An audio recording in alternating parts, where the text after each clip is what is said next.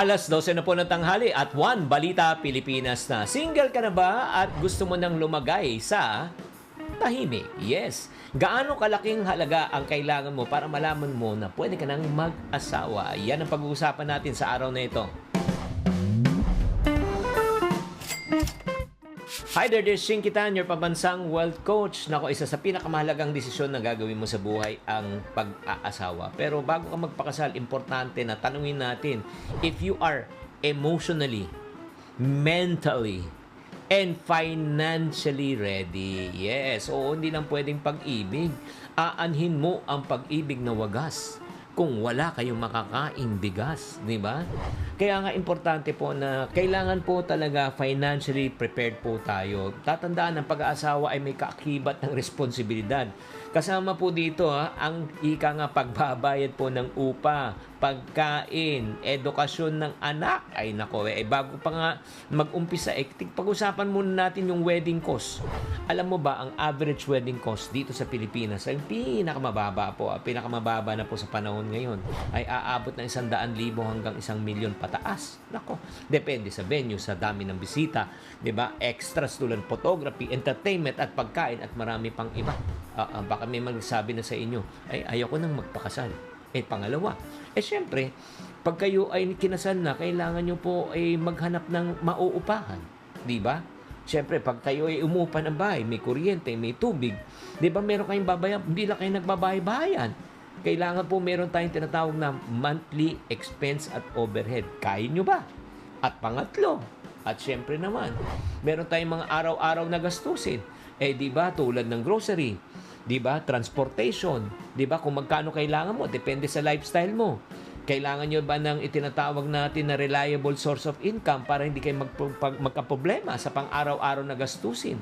Di ba? And lalo na, kung kayo ikakasal at may umaasa pa sa inyo, maliban pa sa inyong sariling pamilya, ang inyong tinatawag na kamag-anak incorporated na kailangan yung tulungan. Di ba?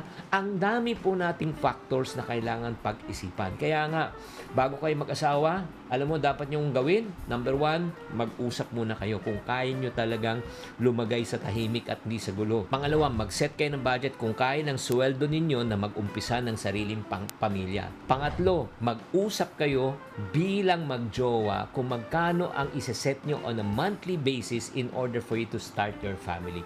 At pang-apat, mag-aral kayo about financial education. Matuto kayo sa tamang paghawak ng pera, kung paano nyo palalaguin ang inyong pera. Pwede kayo mag-attend ng mga seminars, manood ng video, or maghanap kayo ng mga tinatawag na financial advisors. Tatandaan, ang pag-aasawa ay hindi lang tungkol sa pagmamahalan, kundi sa pagiging handa sa aspeto, lalo na sa pera, para tayo magkaroon ng tinatawag na financial stability.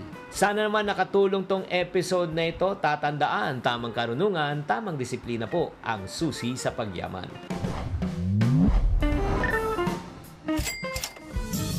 Buena mano sa ating One Balita Pilipinas ngayong Miyerkules. Bagyong Leon, lumakas pa at isa ng ganap na super typhoon. Hanggang signal number 3, nakataas na sa Batanes at ilang pang lugar sa norte. Mga pulis sa Batanes tumulong na sa pagpapabigat ng mga bahay ng mga ibatan. Habang sa Cagayan, ang mga otoridad kakaba-kaba na magkaroon na naman ng flash flood. Nandun yung fear talaga. Kasi ang kinakatakutan po sa atin ngayon, yung tubig, yung ibang-iba na po yung dating ng tubig. Dahil sa sama ng panahon, mga biyahero para sana sa undas, stranded na naman sa mga transport terminal. Sa mga sementeryo, kabi-kabila naman ang inspeksyon. Aktor na si John Wayne Sase, arestado sa kasong pamamaril sa isang lalaki sa Pasig. Ang biktima, patay. At Ellen Adarna nagpaliwanag sa netizen kung bakit inilihim ang pagbubuntis sa baby nila ni Derek Ramsey.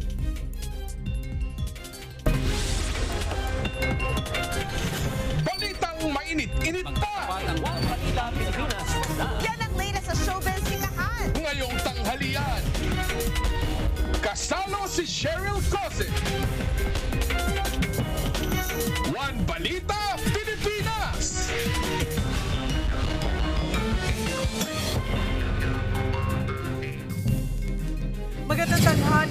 Luzon, Visayas at Mindanao. Patay sa pamamaril ang isang lalaki sa Pasig City. Ang suspect sa krimen, ang aktor na si John Wayne Sase. Yan at iba pa sa pagbabalita ni Mobile Journal, Kayla Makantan. Dead on the spot ang 43 anyos na lalaki sa Pasig City matapos pagbabarilin. Ang salarin, ang dating aktor na si John Wayne Sase.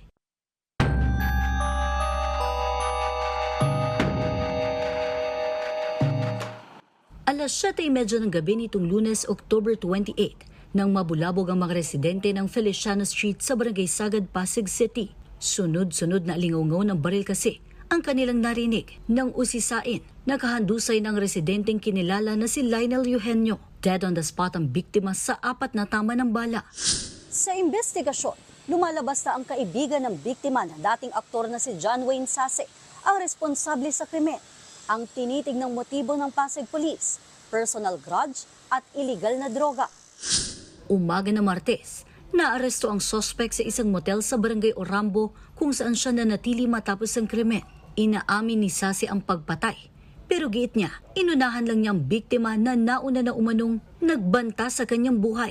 Diretsahan naman niyang itinanggi ng anak ng biktima at sinabing matagal ng sakit ng ulo ng mga residente si Sase dahil sa pagkakasangkot sa illegal na droga. Nasa kustodiya na ng Pasig City Police ang biktima na nahaharap sa kasong murder.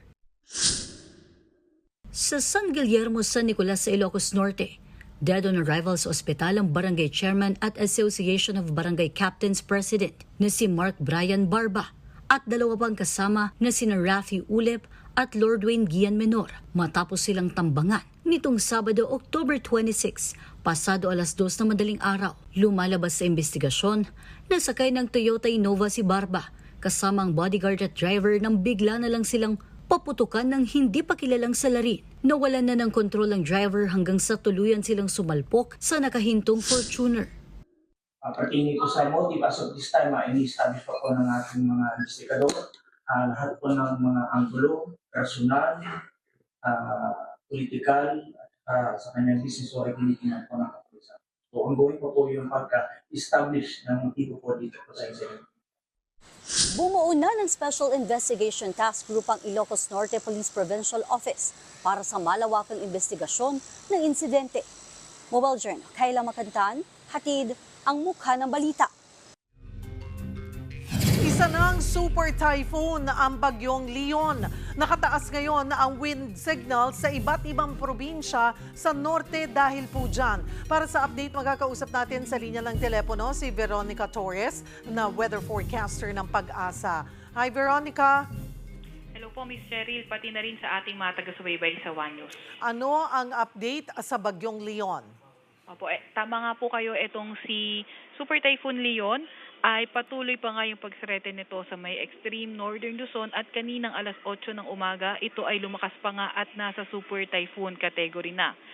Kaninang alas 10 ng umaga, ito ay nasa may layong 350 kilometers silangan ng Kalayan, Cagayan. Nagtataglay ng lakas na hangin na 185 kilometers per hour at bugso na aabot sa 230 kilometers per hour. Kumikilo sa direksyong Kanluran, Hilagang Kanluran sa bilis na 10 kilometers per hour. At dahil nga kay Leon, nakataas ang signal number 3 sa may Batanes, sa may eastern portion ng Babuyan Islands, northern portion din ng mainland Cagayan. Samantalang signal number 2 sa nalalabing bahagi ng Babuyan Islands, nalalabing bahagi ng mainland Cagayan, northern at eastern portion ng Isabela, Apayao, Kalinga, northern at eastern portion ng Abra, northern portion ng Mountain Province at Ilocos Norte. Samantalang signal number 1 sa nalalabing bahagi ng Isabela, Quirino, Nueva Vizcaya, nalalabing bahagi ng Mountain Province, Ifugao, Benguet, nalalabing bahagi ng Abra, Ilocos Sur, La Union, Pangasinan, Nueva Ecija, Aurora,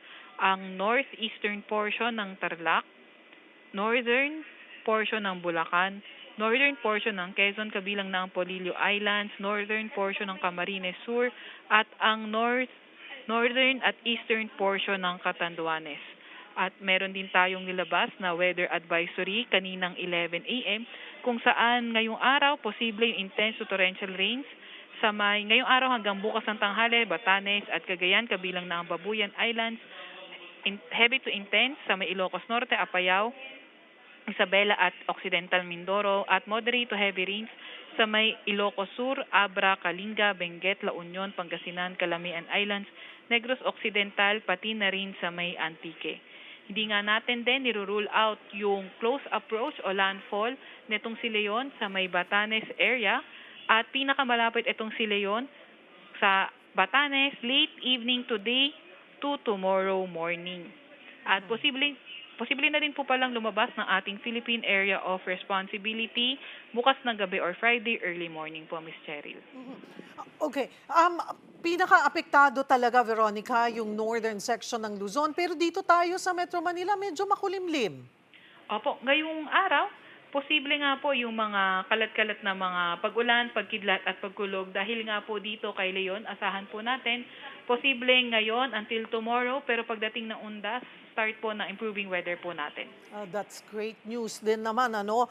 Pero yun nga, sabi mo talagang yung mga taga-extreme Northern Luzon at Northern Luzon ang kailangan maghanda. So ang peak niya nagsisimula na ngayon hanggang mamayang gabi or bukas ng madaling araw. Opo, so ngayon, yung peak niya habang papalapit ito kay Batanes area which is pwedeng later hanggang bukas po. And also, pati po yung mga areas na meron pong weather advisory, lalo na po yung mga naka-intense to torrential, maghanda rin po tayo. Ano pa ang aasahan na panahon the rest of the country sa pagdating ng undas? Opo, base nga po sa ating latest na outlook, sa western section ng Luzon area, pati na rin sa ilang parts ng Visayas area, posibleng maging maulan hanggang bukas or pwede rin naman umabot ng November 1. And then afterward ay na po yung improving weather po natin. Pero ingat po lalo na po kung may mga heavy rainfall warning yung ating mga Regional Services Division sa mga banta ng pagbaha or pagguho ng lupa sa mga low-lying areas at landslide prone areas po. May iba pa ba tayong sama ng panahon na binabantayan, Veronica? As of now, maliban po kay Leon, wala naman po muna. Okay, that's good. Makakahinga-hinga tayo, no, Veronica? Yes po, ma'am. Pero lagi pa rin tayo mag-antabay sa mga advisory ng Pag-asa po. Maraming salamat for the update, Veronica Torres ng Pag-asa. Kabilang sa mga nagbabadyang maapektuhan ng super bagyo ang ilang probinsya sa Northern Luzon na naghahanda na sa bagsik ng bagyo. Magbabalita si Brian Basa. Setyembre lang nitong taon nang padapain ng Super Typhoon Julian ang Batanes. Kaya ngayong may nagbabadyang malakas na bagyong Leon, puspusa na sa paghahanda ang mga taga-Sabta. Tulad ni Carol de la Cruz na naglalagay ng pananakta o wooden bar sa pintuan ng kanilang mga bahay. Tapangko naman kung tawagin nila ang pagtatakip ng malalaking tabla ng kahoy sa kanilang mga bintana. Habang manpet naman ang tawag ng mga Ivatan sa pagtatali ng mga bubong para hindi kumalas mula sa kanilang mga bahay. Ito raw ang mga tradisyonal na pamamaraan ng mga taga-Batanes para maprotektahan ang kanilang mga tahanan mula sa malalakas na hanging dala ng mga bagyo. Talaga pong alarma na siguro yung lahat ng mga residente kaya kahapon pa lang nag-secure na po kami ng mga bahay. Tinali na po yung mga bubong. Then kumuha na rin ng buhangin para maging yung sa sandbag para sa posibleng pagbaha, ganun po yung then nagtapang ko yung naglalagay ng sa mga bintana ng mga plywood para matakpan yung bintana para hindi makapasok po yung hangin. Sinecure na rin po yung mga bangka, wala nang bangka kahapon and then mas lalo ngayon and then yung mga hayop nila na safety na rin po nila. Nakataas na ang alarma sa buong lalawigan ng Batanes ngayon pa lang. Ayaw na raw pakampante ng lokal na pamahalaan na hanggang ngayon ay nasa state of calamity pa dahil sa bagyong Julian. Inaayos na namin lahat ang mga kailangan i-preposition, lalo na po yung mga heavy equipment na gagamitin sa disaster operations and response. Sa bayan ng Santa Ana sa Cagayan, nag-iikot na ang mga lokal na opisyal sa kani-kanilang mga barangay. Hinihikayat nilang lumikas ang mga residenteng maaaring bahain pagkahagupit ng bagyong Leon. Pinangangambahan kasi ang flash flood. nandun yung fear talaga. Kasi ang kinakatakutan po sa atin ngayon, yung tubig, yung ibang-iba na po yung dating ng tubig. Pagka medyo tagsaan po yung continuous raining po natin, expected po natin na talagang lumalagi po yung ilog galing po sa bundok. At the same time, sumasalubong po kasi yung pagka high tide.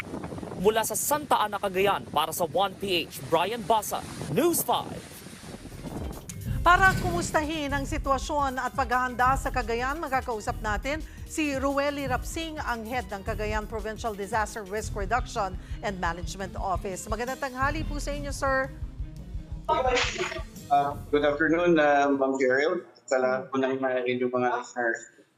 Kamusta ang panahon dyan? Nagsimula na bang sumungit? Well, sa northeastern tip of the province lang po ang medyo nararanasan natin yung gustiness of 80 to 100 kilometers per hour. At heavy to intense rains na pabugso-bugso, Ma'am Cheryl. Kumusta po yung inyong pag-iikot para palikasin yung mga residente sa flash flood at landslide prone areas? Well, sa ngayon, wala po tayong threat on flood and rain-induced landslide. More on storm surge. May storm surge warning po tayo. At sa panawagan po ng ating Secretary of National Defense at sa order ng DILG yesterday sa Regions 1, 2, and CAR for all local city executives to implement the forced evacuations for highly susceptible areas. Ang tumalima po dun sa panawagan na yun ay siyam na municipalities po dito sa atin that are highly susceptible to storm surge. Yun po yung mga towns ng Santa Ana, Gonzaga, Santa Teresita, Bugay, Apari, Balesteros, Abulog, Pamplona, San Cecilia, and Claveria, including Calayan. Gaano po karaming pamilya yun, yung kinailangan po na for a forced evacuation doon sa 9 municipalities? Yes. That's a total of 70 barangays from 9 municipalities na Ms. Cheryl. That's around 2,145 families, or a total of 5,640 individuals. Hindi po ba tayo naman nahirapan na palikasin po sila? Kasi may mga, I'm sure meron at meron pong ayaw pong umalis. Totoo po yun, Ma'am Cheryl, pero sa haba ng panahon sa dami rin naming naranasan na sama ng panahon dito sa Cagayan, hindi gaanong mahirap kumbinsihin yung aming mga mamamayan para tumungo sa mga mas ligtas na lugar. At sapat naman po yung kanilang mga evacuation centers na pinaglalagyan po yes, sa kanila. Wala po tayong problema on the facilities dahil barangay has their own evacuation center, the same with their local governments. At maging sa provincial government, may apat tayo binigay ng Office of Civil Defense, may 7 tayong pinagawa sa provincial government. And as to food and non-food items po, sabat po, since hindi naman po namin nagamit masyado sa time ni Julian, and even itong time ni Christy, hindi masyadong nagamit itong food and non-food items. Siguro ho, panghuli na lamang po, paalala ulit sa mga residente po dyan sa Cagayan, sir.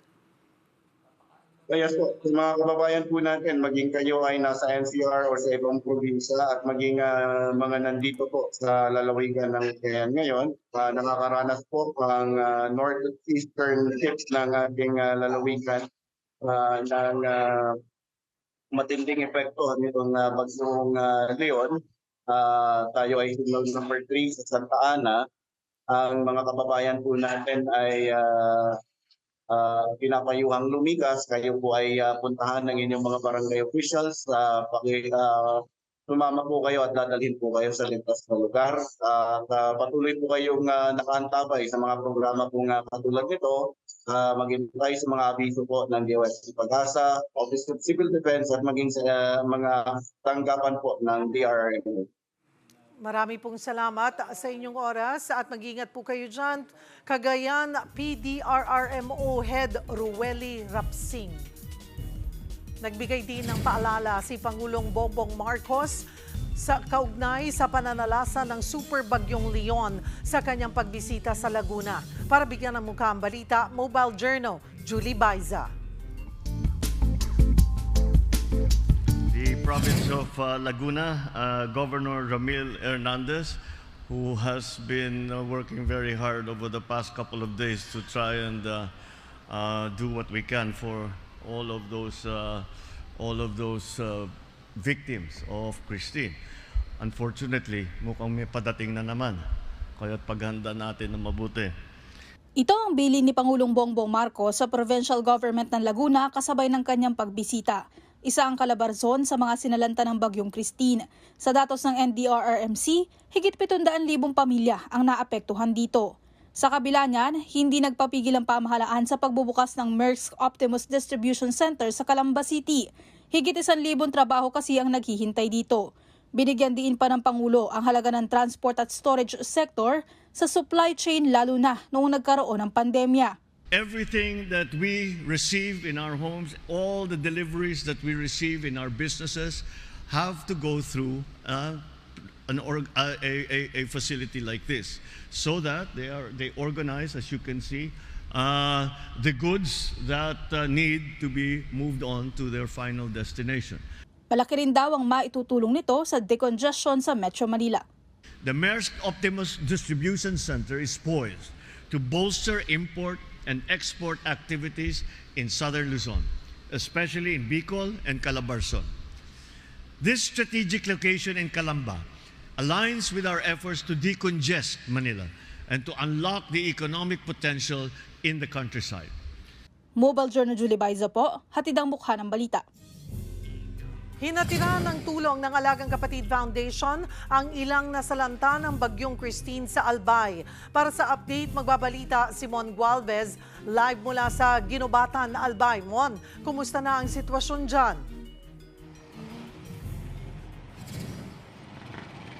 Cheryl, isa itong ginubatan sa nakaranas ng hindi lamang baha kundi lahar. No, at dito rin nangyari yung kaliwat ka ng mga landslide kung saan 3 ang nasawi dito sa naturang bayan. At gaya din dito sa Ginubatan, landslides din na naging problema dyan naman sa bayan ng Libon. Mga bahay na natabunan ng landslide ang inabutan namin sa Barangay Burabod sa Libon, Albay. Nangyari ito sa kasagsagan ng Bagyong Christine, 1 linggo na nakakalipas. Pati mga sasakyan at mga konkretong establishmento hindi nakaligtas. Para siyang yung pinuputol ng mga kahoy, ganun, tas dumadagundong talaga yung lupa. Nung marinig namin yung tunog na yon, tumakbo na ako pababa. Tapos sumisigaw na ako para maalarma din yung mga residente, yung mga kapitbahay. Isang iglap lang po, bumagsak yung namin, yung pinaghirapan po.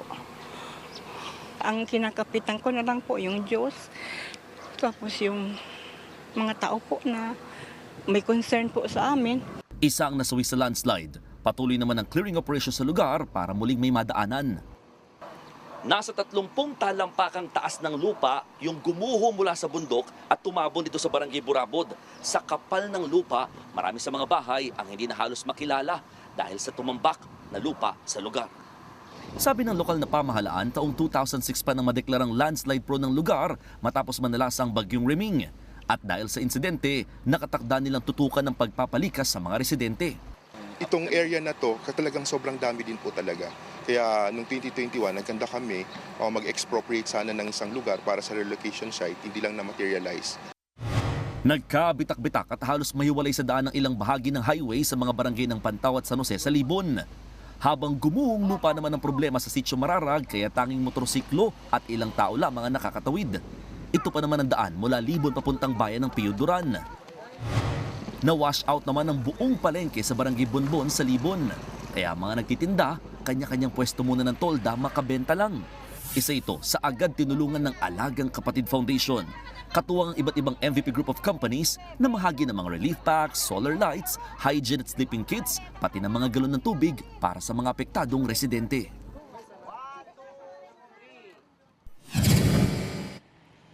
Cheryl, sa mga nais mag-donate dito sa mga nasalanta nga po ng bagyo, pwede ipadaan po yan through Alagang Kapatid Foundation. I-check lamang sa Facebook page ng Alagang Kapatid Foundation ang mga detalye na kung saan nyo pwede ipadala ho ang inyong mga tulong at donasyon para maiparating natin sa ating mga kababayan. Samantala, dito rin sa Ginubatan, Albay, isa ito sa mga bayan dito sa probinsya na naglabas ng executive order na nakatakdang mag-declare ng forced evacuation oras na biglang sumama ang panahon dulot naman ng Bagyong Leon dito sa kanilang lugar. Cheryl. Maraming salamat, Mon Gualvez. Susunod, mga pulis sa Batanes tumulong na sa pagpapabigat ng mga bahay ng mga ibatan bilang paghahanda sa Super Bagyong Leon. Bentahan ng mga bulaklak sa Dangwa sa Maynila ngayong mag-uundas. Ating sisilipin live. At musical na Silver Lining Redux nagbabalik. Makakasama natin ang cast dito sa studio. Yan at iba pa sa pagbabalik ng One Balita, Pilipinas.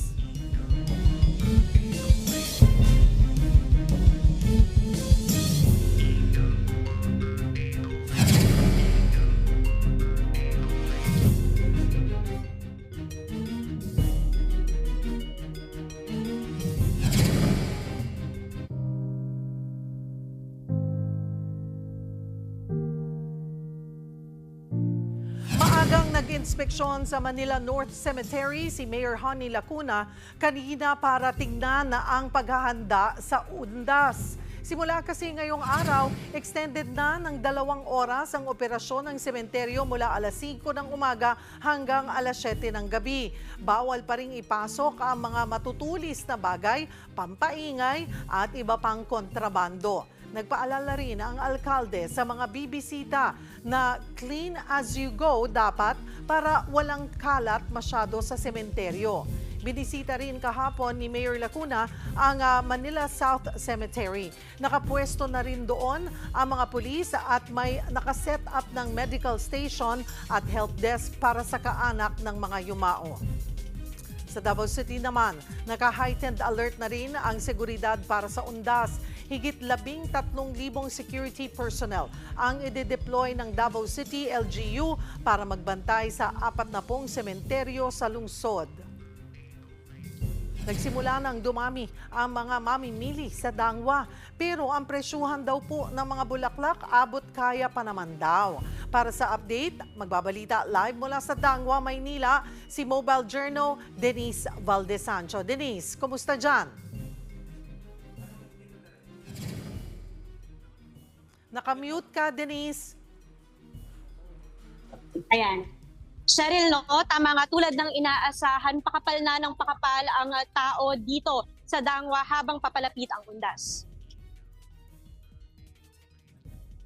Galing pa sa iba't ibang probinsya at sulok ng Maynila ang mga dumadayo upang personal na bumili ng bulaklak para sa kanilang mahal sa buhay ngayong undas. Sa dinami-rami ng uri ng bulaklak dito sa Dangwa sa Maynila, hindi ka mauubusan ng pagpipilian kahit pa naka-budget. Pumapatak kasi sa 150 pesos hanggang 1,200 pesos ang mga bulaklak ngayon na mabibili ng dosena o bundle. Isa sa pinakamabenta ang orchids na pumapatak ang presyo sa 160 per dozen o 500 per bundle. Ang roses, umiikot ang halaga sa 225 hanggang 250 pesos bawat dosena, habang ang China roses nasa 1,200 pesos per 20 pieces. May mga bundle din ng carnation na nagkakahalagang 400 pesos, Malaysian moms na 300 pesos at gerbera na 250 pesos. Ang sunflowers binebenta ng 10 piraso sa presyong 250, habang ang piraso naman ng tulip, 90 pesos ang isa. May mga inaalok ring fillers tulad ng hydra, radus at baby breath na umiikot ang presyo sa 50 hanggang 150 pesos. Ang arrangement pieces naman nasa 100 hanggang 3,000 pesos. Yan ang centerpiece na nasa 100 pesos ang bentahan. Side arrangement na mabibili sa halagang 400 pesos at corona na umiikot ang presyo sa 1,500 hanggang 3,000 pesos. Sa ngayon, nakadepende pa ang pagtaas o pagbaba ng presyo ng mga yan sa supply na nanggagaling mula Benguet. Ngunit sinisiguro naman ng mga flower vendor dito na kung tataas man, nasa 50 pesos lang yan dahil marami ang supply ng bulaklak ngayong taon. Kung ihahambing naman ang presyo sa nakaraang taon, mas mura ngayon dahil sa halagang 150 pesos may mabibili na. Noong 2023 kasi nasa 250 pesos daw ang pinakamababa. Mas patok ngayon ng bundles kumpara sa arranged pieces. Pero kung di ka marunong sa pag-DIY, may affordable pa rin namang gawa na sa halagang 150 pesos pataas. Paalala ng mga flower vendors, may chance ang maubos din ang mga ito habang papalapit ang undas. Umaga pa lang kasi noong November 1 noong nakaraang taon, napakyaw na halos lahat ng tinda sa Dangwa. Dagdag pa ng mga ito, bulto rin kung bumili ang ilang mamimili mula probinsya para i-resell ang mga bulaklak mula Dangwa. Cheryl, bukod sa dami ng tao dito sa Dangwa, lalo na tuwing gabi, asahan ang mabigat na daloy ng trapiko sa paligid ng Dangwa. Kaya mas mainam na habang maaga pa ay bumisita na upang maiwasan ang siksikan ng mga tao maging ang pagkaubos ng mga paninda dito sa Dangwa. Cheryl. Maraming salamat, Mobile Journal, Denise Valdesancho. Ramdam na ang lakas ng super bagyong Leon sa Santa Ana, Cagayan. Signal number 3 na po doon ngayon. Para sa update, magkakausap natin si Brian Basa. Brian, nasaan ka ngayon? At talaga bang malakas na yung hangin at ulan dyan? Sorry, dito pa rin ngayon sa mga barangay Central sa Bayan ng Santa Ana. Ito yung dulo ng Pilipinas sa bandang Hilagang Silangan. At kasama nga ito, pinanagabagit mo. Kasama ang bayan ito sa hinahagit ngayon ng super bagyong Leon. Tanghaling tapat, pero sa pag-ibig, makikita, nandito lang kung nakatasa ng aming ito, nakikita sana yung lakas ng ulan, tapos yung bubos ito, dahil sinasagaan ito ng malakas na kantas ng hangin. Alam mo narinig ko rin ng studio, pero yung narinig na rin ito, hindi pag-ibig ng hangin. Sorry, medyo...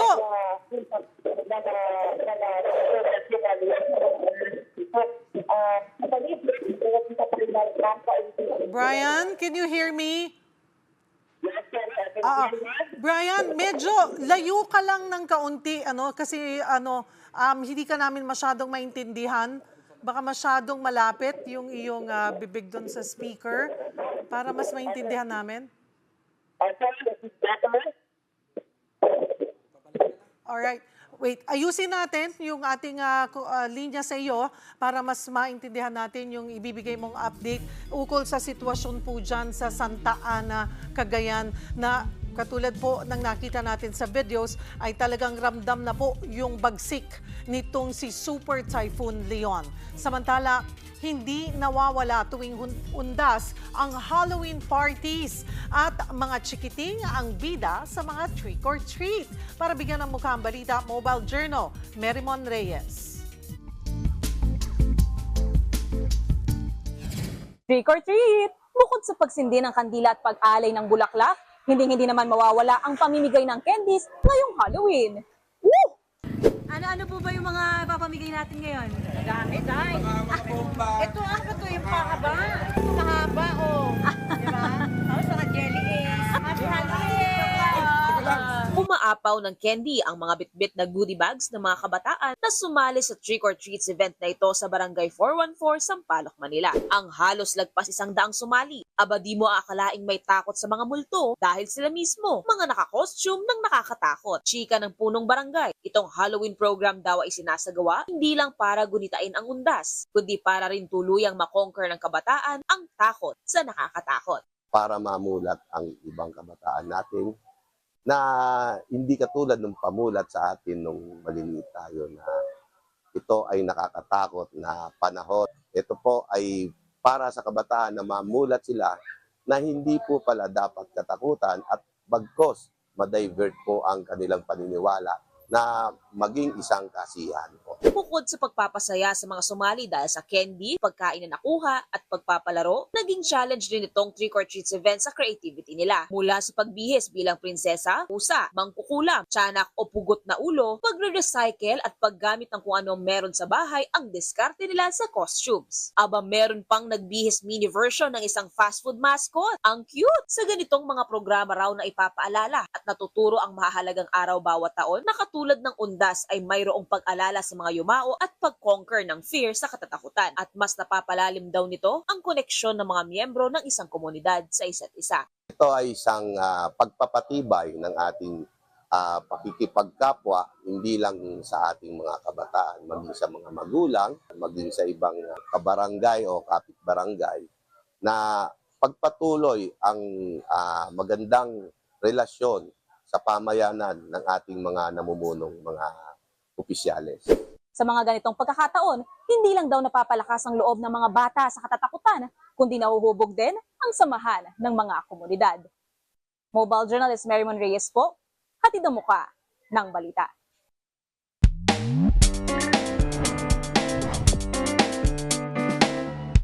Magandang tanghali mga kapatid. Marami nang naghahanda para sa paggunita ng kanilang mga mahal sa buhay na yumao na. Kaya marami na rin nagsiuwian ng probinsya para dyan. Kayo kapatid, sinong yumaong mahal sa buhay ang plano mong bisitahin sa undas? Samahan niyo ako at magtatanong tayo dito. Tatay ko, yung anak ko. Pero importante sa inyo. Siyempre, mahalaga din. Nanay ko po, sa katatay ko po. Siya pong binibisita ko kasi mahal na mahal ko po yung nanay sa katatay ko po. Pagka umuwi po kami, yung lula namin, yun ang pinupuntahan namin sa cemetery. Hindi naman taon-taon kasi dito yung trabaho sa Manila. Pagka traffic at kung ano, baka tapusin na lang namin, baka pakalipas yung ondas. Kasi pag sumabay ka ngayon, sir, grabe yung traffic. Tatay ko po, kaya lang malayo po siya, nasa Bicol. Asa yung tatay niyo? Sa Bicol po. Kung may pagkakataon po na makabisita sa puntod ng tatay ko, yung mama ko po, yung kapatid ko, kung makauwi sa undas, kasi lang kulang ka, walang budget eh. Ang parents ko po, sa Taguig. Ako ang inyong hari ng bayan, ang tunay at nag-iisang pantanggal umay sa pananghalian.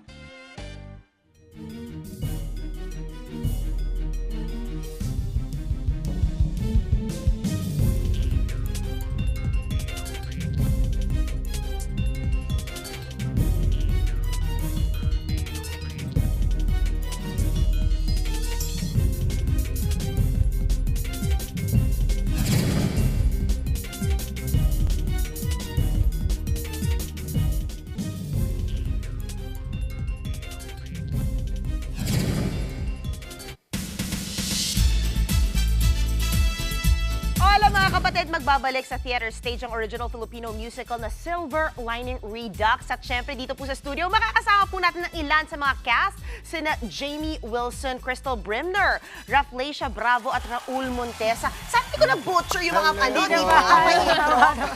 Tumasa naman ba? Yes. Well, maraming salamat for guesting at sobrang nakakatuwa kasi eto ay ikalawang na po, no? Run. Yes. Yes. Wow. Yes. We had one last year. Tapos they decided to do it again.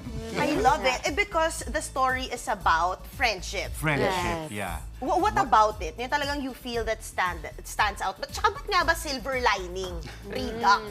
Well, it's a story about three friends who get together. They want to do a reunion concert. And in the midst of it, sa pagkakamount nila ng musical na to, within the musical, they discover things about their friendship that they didn't know before. And then, so nag-aaway sila, tapos nag-reunite sila. So the silver lining, I think, is because parang all our friends throughout the years, we have things that we don't like about them, that we like about them, but then the friendship still endures. Correct. Natanggap natin ang isa't isa. Yes. And if you want to find out what happens, you'll have to watch the show. Of course.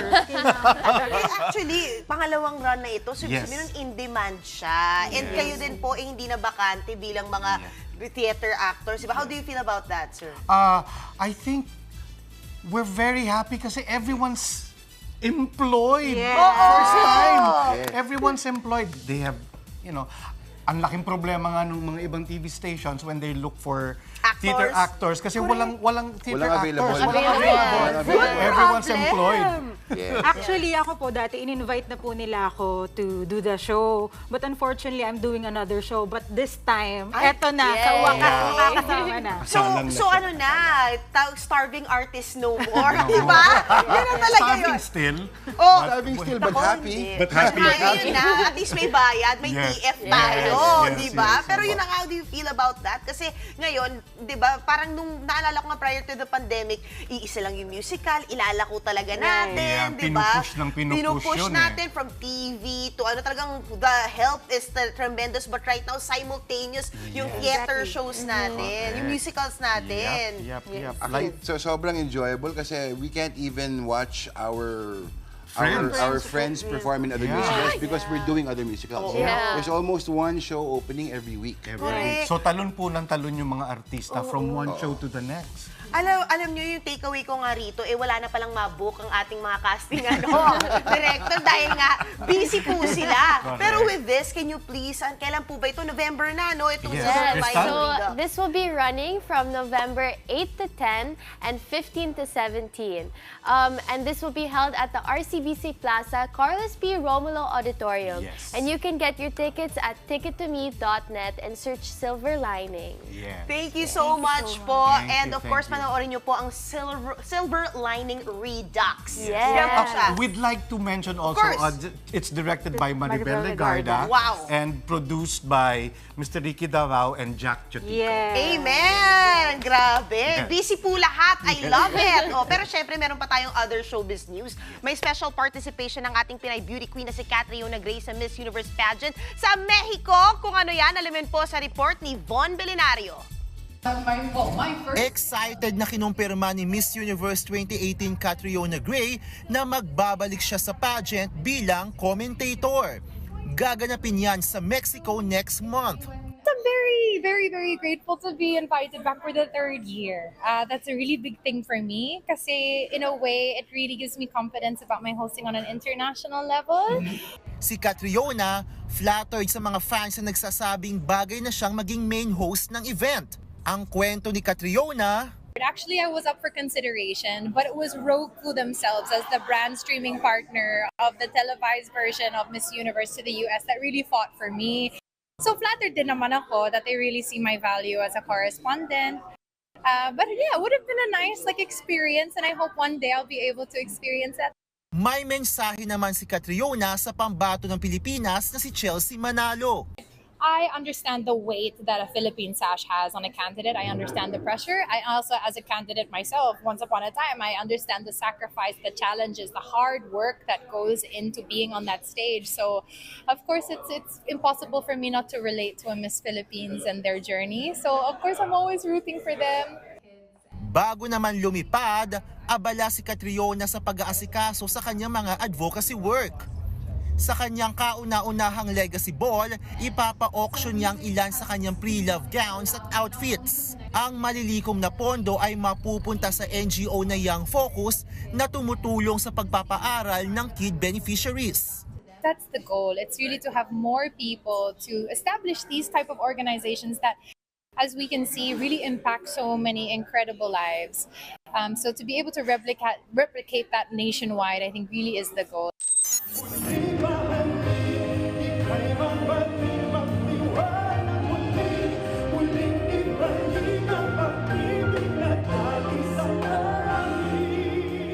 New version ng Pagbigyang Muli ang hatid ni Eric Santos sa 20th anniversary ng hit song na ito. Malaki raw naging papel ng nasabing kanta na talagang nagpamarka sa kanya bilang pop ballad royalty ng OPM. Nabasa ko to sa isang libro One of the credibilities of an artist, of a singer, is his or her hit songs. Talagang binago yung buhay ko in so many ways. Hanggang ngayon, hindi makapaniwala si Eric na marami pa rin ang kinakanta ang Pagbigyang Muli. Kaya ang new flavor nito, ilalabas na niya sa November.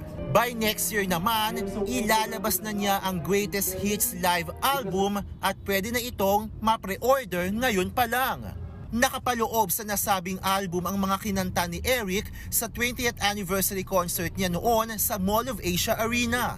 It's going to be a live album on a double vinyl. So parang first time ko magkakaroon ng vinyl album, and at the same time, first time ko rin in 21 years na magkakaroon ako ng isang live album.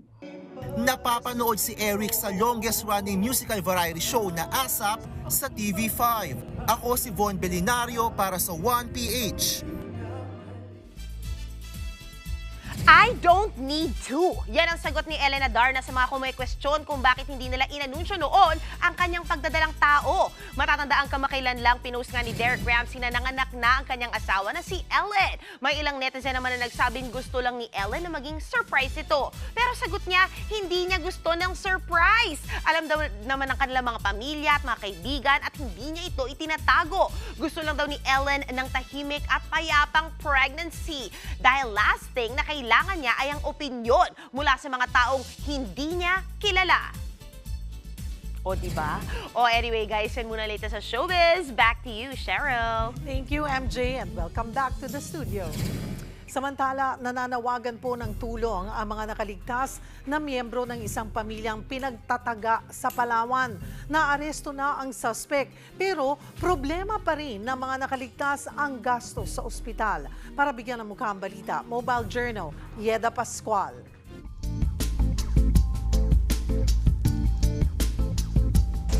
Milagrom nakaligtas sa karumal-dumal na krimen ang 2 dalaga sa Dumaran, Palawan.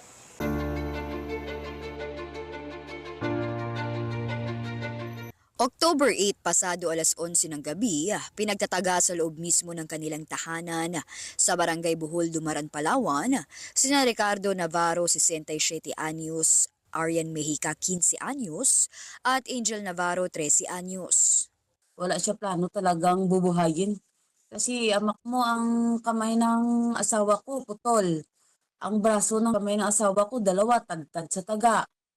Tapos ang ulo niya, ang mukha niya dito sa left side, tadtad din ng taga. Tapos ang tiyan ng asawa ko, ang bituka niya, lumabas pa. Ang kinain niya nung gabi, lumabas doon sa sugat na yun. Ang masaklap, wala silang kapitbahay. Kinaumagahan pa nang may dumaang motor sa tapat ng bahay nang makatawag sila ng saklolo. Si Arya nakatakbo pero napuruhan din ang braso. Si Angel, 50-50 na ang lagay. Habang si Ricardo, dead on the spot. Buhay si Angel, right side na ulo, hanggang likod ng tainga, ang tama niya. Itong si Aryan, dalawang kamay, braso.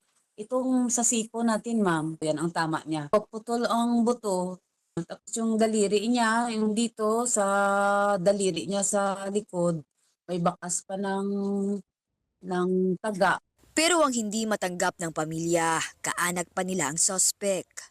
Nahuli na ito, pero hindi pa raw nila ito nakakausap. Ang mga magulang naman ng suspect, umalis na sa kanilang lugar. Ang bata na yun, mag-alang naman sa amin. Kada kita sa amin, gatamyaw, lubas lamang. Kung magkatapat kami, nag-bless. God-bless sa amin. Hindi namin nakalain na ganun. Magagawa niya yun. Naoperahan na si Angel at Aryan at inaasikaso na ang kanilang paglabas. Yun nga lang, wala silang kakayanan na bayaran ng bill sa ospital. Wala din kami source na mapagkukunan kasi ang asawa ko patay na. Kaya kami talagang zero balance kami at saka aksidente. Wala kami preparasyon. Sana na matulungan kami, sana. Ako humingi ng tulong. Mobile Journal Yeda Pascual po. Hatid ang muka ng balita. Viral ang isang wheelchair dancer na nagbigay patunay na hindi hadlang ang sakit na polio para maging magaling sa pagsasayaw. Para bigyan ng mukha ang balita, Mobile Journal, Denise Valdesancho. Nagkapolyo man sa murang edad, sa dance floor nahanap ng atletang nakilala ko ang kanyang passion na muling nagbigay buhay sa kanya. Walang kaalam-alam sa pagsayaw. May katigasan din daw ang katawan. Pero sinong mag-aakalang isa na siya ngayon sa mga pambato natin sa wheelchair dancing? Tubong Bacolod ang 40-year-old na si Julius Obero. Napadpad siya sa tahanang walang hagdanan dahil sa malungkot na nangyari sa kanilang bahay. Nagpunta lang sana ako dito para magbakasyon kasi mag-aaral sana ako ng college sa Negros. Iniwas ako ng nanay ko doon sa tatay ko kasi ang tatay ko nasinggiro siya. Bata pa lang siya nang magkapolyo sa kanang paa, ngunit di ito naging hadlang sa pagsubok niya sa iba't ibang sports. Mapabasketball, racing o swimming, nasalihan niya. But the feeling of dancing kept the fire within him burning. Nagustuhan ko siya, tinuloy-tuloy ko, tapos sinuportahan ako ni Coach Bong. Trabaho sa araw, training sa gabi. Ganyan ang naging buhay niya. And the stars seem to have aligned for Julius. 2013, sa World Para Dance Sports sa Japan kasi, 7th place siya agad. Nagkaroon sa wakas si Julius ng extra income na ipinantulong niya sa pamilya. 2015 naman nang makuha niya ang kanyang first gold medal sa World Para Dance Sports sa Italy. At sa most recent competition niya nitong taon sa Italy muli, hindi lang isa o dalawa, kundi 5 gold medals ang naiuwi niya. Actually, 6 na kategory sa Latin. Isa lang hindi ko in-entry, yung solo freestyle. Bukod sa pagiging wheelchair dancer, 10 taon na ring prosthetic orthotechnician si Julius. At ngayon, may ilang torneo at invitational shows pa siyang pinaghahandaan. Tulad ng pagsayaw, magulo at mahirap ang buhay sa simula. Ngunit pag nahanap mo na ang ritmo sa iyong puso, hindi ka na mapapatigil pa. Mobile journalist Denise Valdesancho po, hatid ang mukha ng balita. Sa Batangas, namamahagi ngayon ng tulong ang Alagang Kapatid Foundation. Iniikot nila ngayon ang evacuee sa mga bayan ng Balete at Agoncillo para mamahagi ng ayuda. Una nang nagpamahagi ng tulong sa Bicol ang Alagang Kapatid. Sa mga gusto pong tumulong, pwede pa rin po kayong mag-deposit ng inyong donasyon sa bank accounts na aming ipinapakita po sa inyong TV screens. Maaari rin po sa pamamagitan ng payment apps. I-scan lamang ang QR code na nasa inyong screen. Mga kapatid, mag-ingat at maging alerto ngayong mayroong super bagyo sa bansa. Manatiling nakatutok sa 1PH at 1 News para sa tuloy-tuloy nating pagbabantay sa Super Typhoon Leon. At yan po ang mga bumabanderang balita at public service sa inyong tunay na kasalo sa tanghali. Hanggang bukas, dito sa balita ang magpapabusog sa inyong kaalaman. Ako po si Cheryl Cosim. Kami ang 1PH, teleserbisyo para sa Pilipino.